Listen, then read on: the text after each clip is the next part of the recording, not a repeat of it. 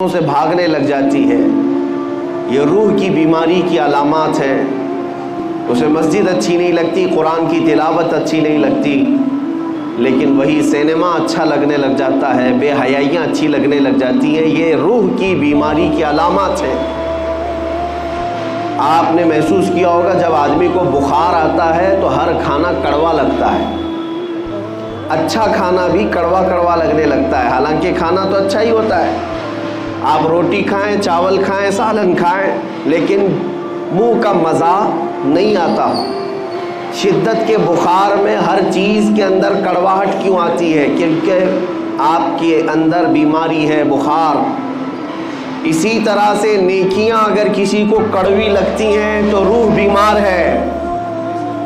रूह की बीमारी जब कभी किसी के ऊपर आती है तो उसे अल्लाह ताला की तरफ बढ़ने वाले रास्ते कठिन लगने लग जाते हैं, कड़वे लगने लग जाते हैं। तस्बीह भी तुम्हारे लिए कड़वी है, कुरान की तिलावत भी कड़वी लगती है, रोज़ा भी भारी है और नमाज की 2 रकात भी भारी है। हमने देखा है फजर की 2 रकात जिन लोगों पर भारी पड़ती है वो उसी टाइम पर फजर के वक्त में 2 घंटा जीम आराम से कर लेते हैं। बड़े बड़े लोहे की आलाजात उठाते हैं, इस्तेमाल करते हैं, सब ठीक है, लेकिन 2 रकात भारी पड़ती है। रूह की बीमारी है। अब रूह की बीमारी के इलाज के लिए हमने बहुत सारे हॉस्पिटल देखे, डॉक्टर्स देखे, लेकिन इस नाम से कोई डॉक्टर भी नहीं, इस नाम से कोई हॉस्पिटल भी नहीं। इसी को मुफ्ती आज़म हिंद रहमतुल्लाह ताला अलैह ने अपने अशार में लिखा है, ज़हर मासी का तैबा ही शिफा खाना। यानी गुनाहों के जहर का अगर कोई शिफा खाना है तो मेरे मुस्तफ़ा का दरबार। और इसी को कुरान ने कहा, वलो अन्नहुम इज़ ज़लमू अनफुसहुम जाऊक, जब मोमिनीन अपने आप पर जुल्म कर लें, गुनाहों में आलूदा हो जाएं, तो ए हबीबी आपके दरबार में आए। अल्लाह का हुक्म है। मैं ये आपके सामने जो आयत तिलावत कर रहा हूँ 5वें पारे की आयत है। अल्लाह ताला फरमाता है, रसूल ये आपके दरबार में आ जाएं, फस्तगफिरुल्लाह वस्तगफर लहुमुर रसूल, आपके पास पहुँच करके अल्लाह की बारगाह में ये मग़फ़िरत तलब करें, तौबा करें। और फिर दूसरे नंबर पर अल्लाह ये फरमाता है, रसूल भी उनके लिए सिफारिश करें, रसूल भी आने वालों के लिए सिफारिश करें। अब आगे नतीजा, रिजल्ट क्या होगा? अल्लाह फरमाता है, लवजदुल्लाह तव्वाबर रहीमा, तो फिर वो लोग देखेंगे अनकरीब कि अल्लाह बहुत रहम करने वाला और तौबा कबूल करने वाला। अब मसला ये है कि अपने रूह की बीमारी का इलाज करवाना और अपने गुनाहों से तौबा करने के लिए पूरी दुनिया है, लेकिन अल्लाह तबारक व तआला फरमाता है, रसूल ये आपके दरबार में आए, आपके दरबार में आए। इस आयत पर अमल के एतबार से मैं आज आपको बताता हूँ।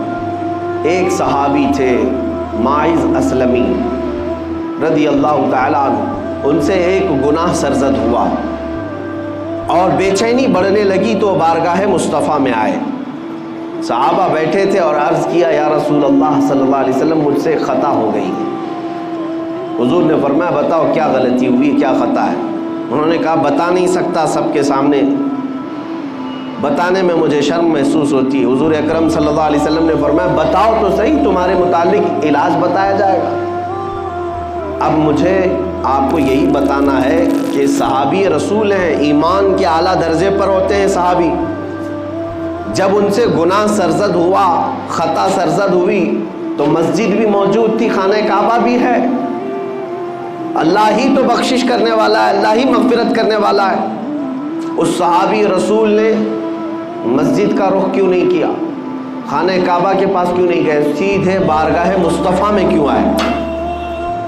सहाबी का अमल ये बताता है कि पहले रसूल की सिफारिश ज़रूरी है। रसूल करीम सल्लल्लाहु ताला अलैहि वसल्लम अगर सिफारिश फरमा दे तो अल्लाह तौबा जल्द कबूल फरमाएगा।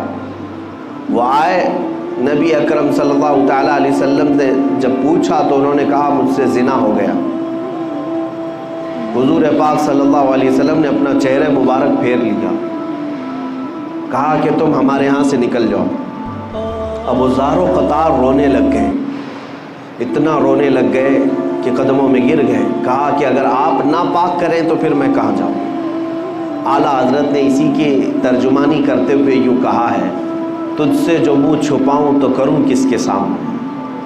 یا رسول اللہ, تم سے جو منہ چھپاؤں تو کروں کس کے سامنے. کیا اور کسی سے توقع نظر کی ہے؟ بد ہیں تو آپ کے, بھلے ہیں تو آپ کے, ٹکڑوں پہ یہیں کے پلے ہیں, رخ کدھر کریں.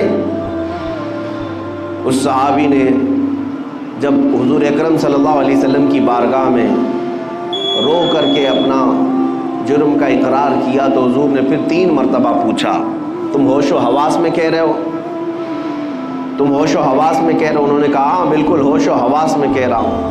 کہا تمہیں پتہ ہے زنا کی سزا کیا ہے؟ کہا ہاں مجھے پتہ ہے. اس کے بعد رسول رحمت صلی اللہ علیہ وسلم نے صحابہ سے کہا کہ انہیں سنسار کیا جائے گا. وادی انم, آج بھی وہ وادی موجود ہے مدینے کے مضافات میں, ایک چھوٹی سی پہاڑی ہے, صحابہ لے کر کے گئے. اسلام کی ایک عظیم سزا ہے یہ, زنا پر رکھی ہوئی سزا. لوگ اس کا مذاق اگرچہ اڑاتے ہوں کہ اسلام گردن کاٹنے کی اور سنسار کرنے کی اجازت دیتا ہے, حکم دیتا ہے, تمہیں اندازہ نہیں یہ سزائیں فطرت کے عین مطابق ہیں. اس لیے کہ کینسر کے پھوڑے کو اگر نہ کاٹو گے تو جسم میں زہر پھیل جاتا ہے, اور یہ سزائیں اسی لیے رکھی گئی ہیں کہ معاشرہ ڈس بیلنس نہ ہو.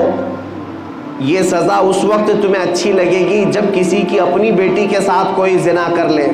ہم نے ان لوگوں کے بارے میں بھی سنا ہے جن کا تعلق اسلام سے نہیں ہے, لیکن جب ان کے گھروں کی بچیوں کا ریپ ہوتا ہے تو وہ اعلاناً یہ کہتے ہیں کہ ہماری بچیوں کے ریپسٹ کو اسلام جو سزا دیتا ہے وہی دی جائے. وہ اس چیز کا مطالبہ آج بھی کر رہے ہیں. یہی تو بات ہے میرے عزیزوں, جس طرح تمہاری بیٹی کی عصمت تمہارے لیے عزیز ہے, اسلام ہر بیٹی کی عزت کو وہی مقام دیتا ہے. ہر بیٹی کی عزت کا مقام ہے. انہیں سنسار کرنے کے لیے لے جایا گیا اور صحابہ نے انہیں سنسار کر دیا. ان کی روح پرواز کر گئی. واپس جب آئے رسول رحمت صلی اللہ تعالیٰ علیہ وسلم, یہ اللہ کے قوانین ہیں, اللہ کے حدود ہیں, اس پر عمل کرنا ضروری ہے, لیکن تقاضۂ بشریت یہ ہے کہ دل بھی تو کسی سے لگا رہتا ہے. حضور پاک صلی اللہ تعالیٰ علیہ وسلم غمگین تھے, آنکھوں سے آنسو تھے. حضور گئے نہیں تھے. صحابہ جب آئے تو حضور نے پوچھا میرے مائز کو جب مار رہے تھے تم لوگ تو وہ کیا کہہ رہے تھے؟ تو صحابہ نے کہا یا رسول اللہ, ان کو جب مارا جا رہا تھا تو وہ یہ کہہ رہے تھے ترحم لنا یا رسول اللہ, اے اللہ کے رسول مجھ پر رحم کر دیجیے. انہوں نے خود سے اقرار کر کے وہ سزا کو لیا ہے, زبردستی پکڑ کر کے ان کو سزا نہیں دی گئی. مائز اسلمی جانتے تھے کہ اگر میں دنیا کی سزا لے لوں گا تو محفوظ, اگر قیامت کی سزا کا انتظار کیا تو اس سے 99 گنا زیادہ سزا ہو سکتی ہے. وہ صحابی جانتے تھے, اسی لیے دنیاوی سزا کو انہوں نے ترجیح دی, خود سے قبول کیا کہ مجھے یہی سزا دو, آخرت کی سزا کا میں انتظار نہیں کرنا چاہتا. بہرحال بات یہ ہے کہ وہ بارگاہ مصطفیٰ میں گئے, سزا تو ہوئی, لیکن جیسے ہی ایک صحابی نے بڑھ کر کے کہا آقا میرے ہاتھ میں اونٹ کی ایک ہڈی تھی, میں نے وہ لے کر کے مائز کی کھوپڑی پر مارا تو ان کی کھوپڑی پٹ گئی اور خون میرے جسم پر آ کر گرا, تو میں یہ سوچ کر کے ہٹ گیا کہ گنہگار کا خون ہے, میرے آقا کو جلا لا گئے. کھڑے ہو گئے, کہا اپنے جملوں کو واپس لو, وہ میرے دربار میں آ کر توبہ کر کے گیا ہے. یہ سزا جو دی جا رہی تھی وہ حدود قائم رکھنے کی سزا ہے, نظام عدل ہے, یہ قانون ہے, لیکن تم نے کیسے کہا کہ وہ گنہگار کا خون تھا, پاپی کا, خطاکار کا خون تھا. تم اپنا جملہ واپس لو, اس لیے کہ ابھی جبرائیل امین میرے پاس آئے تھے اور یہ بشارت دے کر کے گئے یا رسول اللہ آپ کے ماعز نے ایسی توبہ کی ہے کہ اس کے عوض اللہ نے پورے مدینے والوں کے گناہ معاف کیے. عزیزان گرامی, یہ واقعہ میں نے اس لیے عرض کیا کہ بارگاہ مصطفیٰ میں جو ایک بار پہنچ جائے مولا کریم اس کے بھی گناہ معاف کرتا ہے, اس کے متعلقین کے بھی گناہ معاف فرماتا ہے. اسی لیے ہمارے لیے آج بھی وہ دربار کھلا ہوا ہے. اب بات آتی ہے, صحابہ تو گئے حضور کے پاس, جب کبھی ان سے خطائیں ہوئی حضور کے پاس گئے, کیونکہ قرآن کہتا ہے آیت پر عمل ہے, وَلَوْ أَنَّهُمْ إِذْ ظَلَمُوا أَنفُسَهُمْ جَاءُوكَ جب مومنین اپنی جانوں پر ظلم کریں تو یا اے رسول یہ آپ کے پاس آ جائیں. تو ٹھیک ہے، اس آیت پر صحابہ نے تو عمل کر لیا، لیکن جب میرے آقا صلی اللہ تعالیٰ علیہ وسلم وصال فرما گئے اور ہم سب سے پردہ فرما لیا، تو اب قیامت تک آنے والے اس آیت پر کیسے عمل کریں گے؟ قرآن تو صرف حضور کے زمانے کے لیے نہیں نازل ہوا، قیامت تک کے لیے ہے. اس کا ہر حکم قیامت تک کے لیے ہے. اب اس آیت پر ہم اور آپ کیسے عمل کریں گے؟ مثال کے طور پر گناہ ہم سے بھی ہوئے، آپ سے بھی ہوئے، اور قرآن کہتا ہے جب گناہ زیادہ ہو جائیں تم سے تو جاؤ رسول کے دربار میں، رسول کے دربار میں.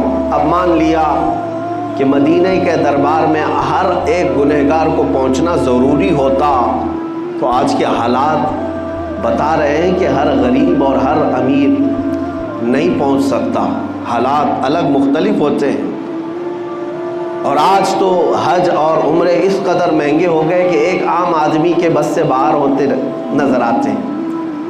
اور گناہوں کا تو سیلاب ہمارے پاس ایسا ہے کہ ہر مہینے جائیں تو بھی کم ہے. تو بارگاہ مصطفیٰ میں جانے کا حکم تو آیا، لیکن جائیں کیسے؟ قرآن تو کہہ رہا ہے جاؤ رسول کے دربار میں، اگر وہ سفارش کر دیں تو اللہ بھی تمہاری توبہ قبول کرے گا.